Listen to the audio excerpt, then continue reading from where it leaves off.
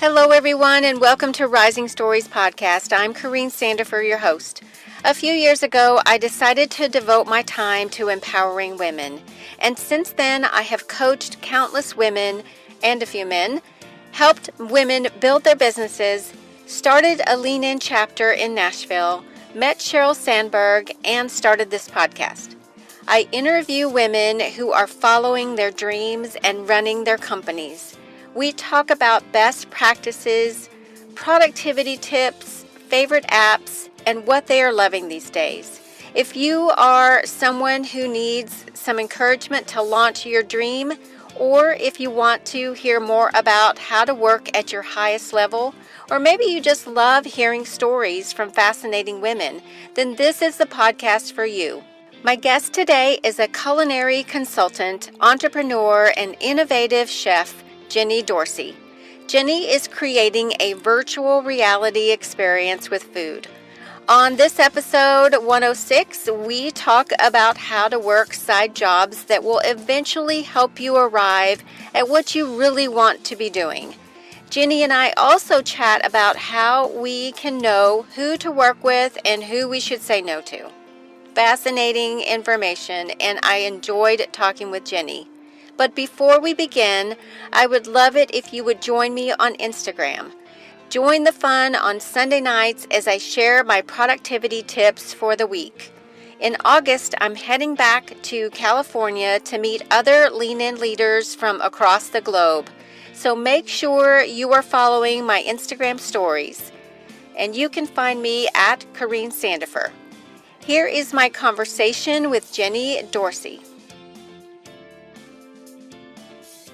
Hi, Jenny. Hi, how are you? Good. Welcome to Rising Stories. Thank you for having me. Yeah, so a friend of yours and a friend of ours connected us together, and because I was wanting some people that had some culinary background, and my friend said, you've got to meet this girl. And I went on your website, and I was like, you had me at shrimp. I mean, really, it was like, that was the first thing that came on, and your site is so beautiful, and it's Thank you. you cooking and preparing, and it's the sizzle, it's all the careful, preparation of all the foods. I mean, everyone should go there. I mean, don't go there right now, folks, but go there afterwards, because you will just love everything that's on there.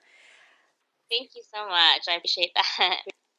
That is just so. Is that stuff that you do, and where do you use your talent and your craft? Where does that go? Yeah, so I mean, I actually started my career not in food at all. I started in management consulting, and I was at Columbia Business School pursuing an MBA. Decided to leave and go into culinary school. So after culinary school, I worked in different restaurants. I've been in restaurants here in New York, where I'm based, the city, as well as over in San Francisco, where I was living for a year. Most of my background's all fine dining. I think most of my food is mostly kind of like fancy-ish, but I mean, I really like non-fancy food. That's just kind of where my craft takes me, I suppose. But for the last couple of years, I've been running my own culinary consulting firm. I work with a lot of different brands, different restaurants, usually in the city, but also around the world. Last year I helped open an ice cream shop in Haiti, for instance. So that was really exciting and fun and different, very different. And this year I had this epiphany and changed my course a little bit. So I'm kind of, weaning off the consulting. I love it, but that's not what I want to do forever. I don't want to start an agency. And instead, I've been shifting my focus on augmented reality and virtual reality and how to incorporate that with food and beverage. Now, unpack that a little bit. What does that mean? I think right now, because the industries are so new, it can mean a lot of things, many, many things, wherever you kind of want it to mean.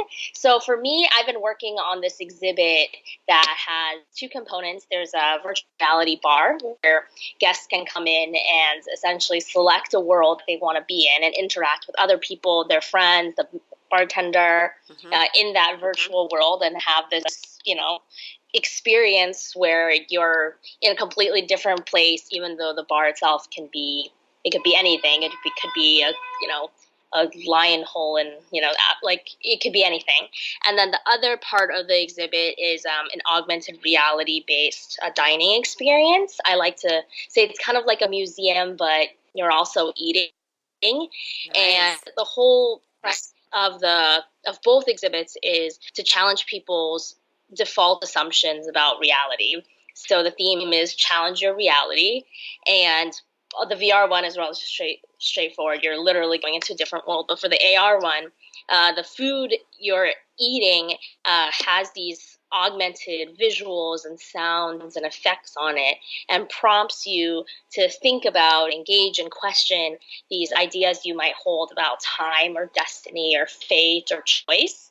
And it's kind of, I like subtle and sublime, I hope. I don't know yet. In a way that's, not just you're viscerally eating, food has that visceral reaction for everyone, but also there's this like mental, intellectual component that I think augmented reality really can bring to the table in a way others can't. Where did you come? I mean, how did your love of food, and I believe you love food. I mean, you're just so careful and precise about some of the things that you're doing, and very conscious about it. Where did that come from? What's that based on? And was it? I like to say I was always an avid eater. Before I went into the culinary world, I was always that person who had to map out every trip based on eating. I don't understand. I mean, I like sightseeing and everything, but the main thing when I'm traveling or basically doing anything is like, how many things can I eat in the span of time before my stomach gets too full? Yes. And I've been like that as long as I remember. And so I like naturally kind of fell into food as like, I love food. I want to be involved in food. I want to get to know people in food. But, and I studied abroad when I was in college. I was in Rome, and I cooked a lot. I mean, I cooked terrible food, but I didn't know how to cook. But I just really enjoyed, going to the market and looking at stuff and asking questions. But I never considered food a career choice, honestly, because I'd been so narrow set in my life options. I thought I needed to be a business person. I wasn't going to be a lawyer or a doctor. So that left me one choice. And I was a finance major, and I didn't want to go into investment banking. So I guess I was going into consulting. I mean, these are like these very narrow choices that I had set up for myself. And I was in consulting for a long time. And I woke up one day and I realized I hated my life. I hated everyone around me. I hated everyone I worked with. I was just miserable, even though my life looked really great from the outside. And the immediate thing I thought of that I had been doing as a way of escaping this reality was going to these recreational cooking classes. And when I woke up that day, I was like, well, that's what I want to do. So I'm going to go to school for cooking because I want to do things halfway. And that's like, I feel like my whole world had been telling me to do this. I've just been ignoring it. So yeah, I think it was meant to be.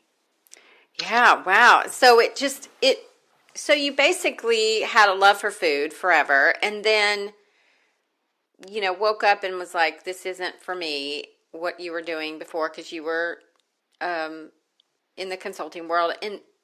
But did you just go cold turkey, or did you kind of wean yourself off and say, okay, I'm going to work for a little, part-time, or and then how did you start making money at what you were doing with your culinary skills? Yeah. That's a really great question, and so something I get asked a lot because there's a lot of people trying to transition from whatever job they're doing into food, and it's a very complicated world to make money and to navigate in general, I think. So when I first went into food, well, first of all, I was at Columbia, and I was one semester in. I left on basically a permanent sabbatical. Technically on sabbatical. But anyway, so I left and I decided that I was going to go full time into food. I took a 2 month kind of like trip to just reevaluate my life and what I wanted to do and how I wanted to do it. And at that time, I had already finished culinary school, but I hadn't finished what they call the externship portion, which is essentially where you go into a restaurant and you work for free, which is great. So I had a little bit of savings, so I went and I finished that restaurant work, and then I found a job at another restaurant consulting company because it's honestly, who else was going to hire me besides the consulting firm? I had no other type of experience. And that ended up being a horrible job experience, but still very useful as I learned what people are looking for when they hire, restaurant consultants, what restaurant consultants are meant to do. I was working with two pretty senior chefs as well as a younger chef who kind of have like the similar background as me. And so just realized like what a team composition looks like. I realized, first of all, because my business background, and I could do a lot of the items that the chefs couldn't do because we were all working in the kitchen together, putting together recipes, putting together menu, iterating through that. But I was the one that needed to do all the food costing at the end. I was the one who was tasked with putting the pricing together at the end, because I had that part of my background. Right. So that was it was like a good learning. It's like, oh, like I do have something to contribute in this industry. And so slowly, I quit that job and then I parlayed the experience though to find all these other random jobs. I mean, it's not glamorous at all, but for years I just took on a lot of strange jobs. Every one of them contributed a little by little. For a while, I was a for Blue Bottle, and I learned a lot about coffee, which is very helpful because now I know about coffee service. I was a social media person for a while, and I learned kind of about that.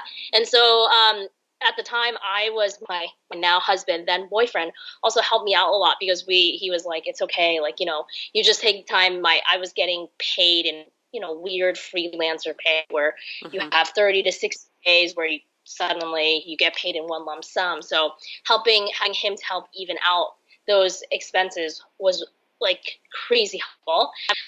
But the reality was it was like living paycheck to paycheck, trying to figure out the next thing, emailing people. I mean, trying to find a job is a job, as many know, and just going out and looking at like listings and trying to find someone who would be interested in not just a rote kitchen worker, but also someone who is going to come in and do something a little bit extra for the business. So eventually that they sort of strummed together a group of clients that were regularly coming back to me because I had a good relationship with them. I was doing good work, and also my rates were very affordable when I first started. They're still affordable, but and slowly I was able to kind of use their recommendations, have them refer me new clients, and have like a budding practice. And then at that point where I was like finally making a little bit of money, I decided to invest some money in search engine optimization and really get like my name up there when you search for consultants. So I started getting a lot more like inbound traffic. So in retrospect, should have mapped out all the things that I was interested in. I mean, for instance, right now I'm going through and getting my sommelier accreditation through the Court of Master Sommeliers, and I should have done that 2 years ago when I had more time. Right now, I don't have a lot of time, and it's hard. But I just didn't even cross my mind because I was just so busy trying to do all the other things I was doing. There's some jobs that were a total waste. I won't mention which ones. But some of them, whether you're working with bad people or just, I didn't learn anything. But that being said, I guess there's life lessons in that as well. Anyway, I would just have been a little bit more measured. Like, I want to learn about coffee. I want to learn about I want to learn about a supply chain. I want to learn about PR marketing, and literally go and apply for those internships in a more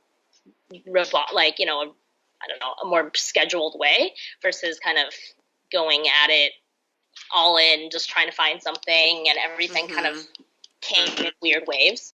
What are you enjoying about your job now? What's I always want to know, what's the best thing about what you do, and what's the worst thing about what you do?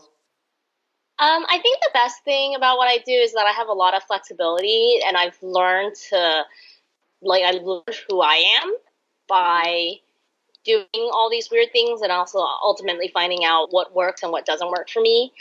During my time of soul searching, I did have a full-time job for a little while. I always had like a pockets of full-time jobs, Mm-hmm. never lasted like more than a year.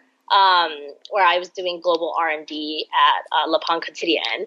That's a main point of how I pivoted into doing more of the consulting work I've been doing the last couple of years, which is mostly R&D, like menu development. But um, yeah, I think just I realized like I am not a 9 to 5 person or a 9 to 9 person, or I just like don't like to get up so early. Mm-hmm. I don't. I've now been able to have the flexibility. Like I don't like to take meetings before 11. I want to have free time during the day so I can think and be creative. I like to be in the kitchen this many days out of the week. I also make my own pottery, so like I want to go to the pottery studio these certain times. And before, when I had such a rigid schedule, because you're at a big company or a small company or a company that is not yours. You have to follow someone else's schedule. And I think we're slowly pushing against that, with the wave of people who are telecommuting and have more flexible schedules. But for the most part, you are expected to work on someone else's schedule. And I wasn't producing my best work. And now I have, if I'm not producing my best work, I'm the only person to blame. It's because I haven't figured it out. So I've been really keen on focusing on like, what makes me the most creative? How am I the most productive? Like, how do I tap into that part of my ability so that I'm doing the best job I can, because this is my business, this is my brand on the line. Mm-hmm. Um, but I was able to hire one person. She's my chief of staff. She helps me with all sorts of ops and just general things. And being able to work with someone, even though she's virtual and I see her a couple times every month, has been lovely, because you find someone who's in sync with you, who actually, is there to help and has like the similar goals and desires, and you guys are on the same page. It's honestly pretty rare to find coworkers or people like that, just randomly out in the world, and being able to have someone who's like enough in your business but not in your business all the time, that's like easy to work with, has been really fun. And as I've been able to grow my business, being able to be more selective on my clients and like knowing Yeah. when to say no to people who you just don't click with for one Mm-hmm. reason or another, and being able to identify those people very quickly. I mean, Yes. I like to think that I maybe that person's a great person, but like I don't like him or her. Mm-hmm. We're not going to get along. And it's nothing about them and it's nothing about me, but like I know myself well enough. I've been able to develop that ability where like you walk into the room, we say a minute worth of conversation, and I'm like, this is not, I'm not going to say anything, but this is not, Right. you It's just not don't going to continue the work. conversation. You just accept the ones that you really want to work with and the projects that you want to work on. It just Yep. is success to me. I mean, because, Yeah. and it equals success because you're going to want to do a good job for them versus you're going to be dreading it and it's not going to be your, best. You're not going to give it your best, but just because Yeah. there's that, you know, aura or whatever that's just kind of like a dark cloud over it. It's like, Yes, oh, this is not going exactly. to be And good. every interaction you have, just you ruminate about it later, Mm-hmm. and you're angry about it or annoyed about it. It's really bad for your inner psyche, and it weighs you down more so than it should, and it takes up mental space. So if you really calculate out, like the opportunity cost of taking on a client like that, it's never worth it. Yeah. Well, let's talk about productivity. Do you have like a favorite app that you use?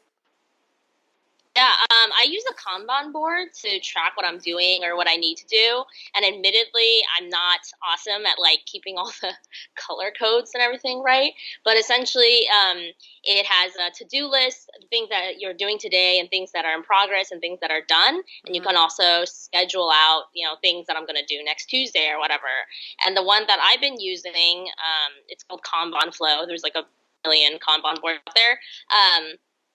Also comes with a Pomodoro timer. I'm not really sure why it's called a Pomodoro timer, but it's a 25-minute timer, Oh, wow. and literally it's like you start the timer, and the idea is that you are doing a single task for 25 minutes. So you're not supposed to be like multitasking, which is always what I'm doing. I'm like checking my Yes. Facebook or like, you know, I checking need my that. phone or checking Instagram. So it tells you 25 minutes, and then you usually get you can get a 5-minute break. Like it automatically does this 5-minute break. You can skip it if you want. Mm-hmm. But I think there's some sort of scientific backing to you can be very focused for 25 minutes, and then it's good for your brain to take a break. There's some sort of something Science to that, yeah. And it's called Kanban Flow. Kanban Flow, yeah, Okay. .com. Cool. And the Pomodoro timer is just the little timer function. And it's connected so I really to is that a whole different app, the Pomodoro timer, or is it together? No, it's together. It's included in the board. Awesome. I need to check into that because I need really that 25 cool. minutes without interruption. And I just read an article that said that everyone within like that works for like any given like 8-hour period, even the administrative assistant down to the plumber or down to the entrepreneur or the blogger, like you're getting only 3 solid hours of work. Yep. It's crazy. I mean, every time I use that timer, I'm like, oh wow, I did a lot in 25 minutes because I didn't try and do like 5 more things while doing it. It's pretty amazing how actually unproductive we are almost all the time. Yeah. So, are you a reader? Do you like to read? I do. I haven't been reading. As much as I should or want to, but I always try to have like one nonfiction and one fiction so I can kind of go back and forth between the two. If one is feeling too sad, I feel like all the nonfiction make me a little sad. Yeah. I can go back to a different world. Right now for fiction, I've been reading Jenny Dorsey's new book, all the diaries that he stole, which has been interesting. I'm like kind of slowly getting into it. Yeah. I guess that's technically nonfiction, but I will classify it as my fiction book. And then my husband just finished reading *Sapiens*, so I think I'm going to go read that too. It looks really interesting, and he had a really good time reading it. So I was like, oh, maybe I'll pick that up. That sounds good. I saw that in the bookstore. Is it called The Stolen Library? The Diaries or? Yeah, the diaries. What is it actually called? Yeah, I forget what it's called, but yeah. I'm about I want to say like 20% in. It's literally a compilation of all these diary entries from him over the years, and some of them are bizarre, and some of them are funny, and some of them are kind of sad. It's like, it's a departure from his earlier novels for sure, because it's just in a different format, and it's very kind of scattered. But like as you get into it, the story feels more cohesive, and then you are more engaged. But like I had a little bit of a start and stop in the beginning. Yeah. I have 2 books going at the same time too. Sometimes 3, but yeah, it's like I want a story. I want to hear, kind of escape, and then I also think I need to be reading like a book that's going to help me out, and so then I read, something that's going to help in my industry or just, personal development, that kind of stuff. Exactly. Yeah. You want to feel like you're doing something productive. Yeah. Probably if I did the 25 minutes throughout the day, that would probably help me out a lot more. So tell me, I always want to know from chefs, like, what is like your ultimate meal? Like if you like no holds bars, like you could just, money was no object, what would you put together? Like just kind of. What would I put together, or what would I eat? What would you eat? So my husband and I, well, this comes from a more somber topic, but we were looking at that photography compilation of the last meals of prisoners and Mm. death row, which is really sad. And everybody should look at it though; it's pretty interesting. Anyway, we were talking about what would be our last meal. If we could have like as many meals that day, if we could, like anything we wanted, and I wouldn't want anything fancy. I would want like a series of comforting things. Like one Mm-hmm. of my favorite to eat is white, like really high end premium white rice from Japan. It's like Ooh. stupid expensive for no reason, but like we buy it as a splurge every few months. With this sauce from the Philippines that's called calamansi. It's basically a version of their soy sauce, but it has calamansi in it. Calamansi is like a small citrus fruit that grows in tropical regions. It has like it's like a little bit more mild, I think, than a lemon. A little sweeter. Kind of tastes like an orange, but not really. It's like kind of hard. It has like a very unique, specific citrus taste. Um, and that, like, just white rice with calamansi is like one of my favorite things. I also make a good tomato sauce that has a lot of fish sauce in it and mushrooms, and it's like pureed really finely. And I would want to eat that with like a really good like pasta. Mm. Um, Soup dumplings I love, so I probably eat those.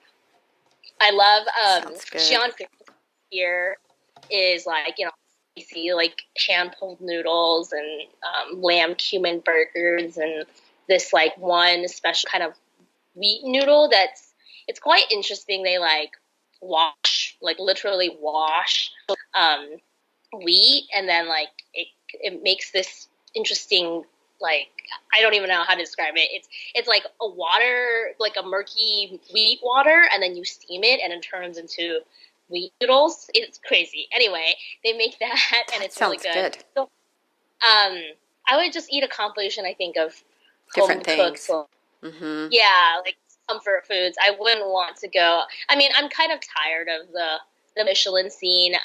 All the restaurants I usually go and work in are all, Michelin starred restaurants, and Mm-hmm. I love that. I always learn a lot, but I just wouldn't want to eat that food every day because it doesn't have this like viscerally. I don't know, like it doesn't pull at my heartstrings the same way. Yeah, yeah. Well, I'm there with you. I would totally choose comfort too. I Hmm. would, we kind of have the same love. Whenever I go to a new city, I love to find out what the best restaurants are. Just like what people love, what people are standing in line for, and that's where I want to be. So, what are they loving? So, yeah, it's usually comfort food, right? It's usually they're all Yeah, waiting to get something really good. Yeah. So if you're I ever in yeah, Nashville, come to Nashville and we'll do a little I food love. tour. Oh my God. I was just in Nashville maybe last month. We were driving across the country from San Francisco Oh wow. and we stopped in Nashville to eat Prince's hot chicken because I Of love course. Prince's hot chicken. Yes. So obsessed. Yeah, it was really good. Mm. But Well, we're getting like great restaurants, like one a week seems like we're in, and they're all just wonderful. Like we used to be able to keep up, and my husband and I were big foodies, and we used to be able to have like a small list. And now I just can't even keep up. There's just so many great restaurants moving into Nashville, and anything you want is here now. Just not exactly like New York, but New York City, but it's like Ethiopian and Cuban, and I mean, so we're covering all of the ethnic, uh, yeah, geography. So we just love I it. mean, we had some pho at Far East, I think it was called, and it was pretty good. But when we go to Nashville, we always go to Husk because I love Husk, Oh and it's yes, amazing. yes. There's so much good food, hot Mm-hmm. chicken. I know there's a lot more to Nashville, but I just like love every time I go. We're like first stop hot chicken. Mm-hmm. I want to go. I know there's a place in town that has kind of like hot chicken cauliflower. Oh, okay. So I definitely want to try that. I think it's somewhere in Midtown. I can't remember what restaurant, but that's my next place that that I'm looking for. Usually I want a certain food, and I'm like, who makes the best food? who makes that the best. Exactly. You know, let's look for that.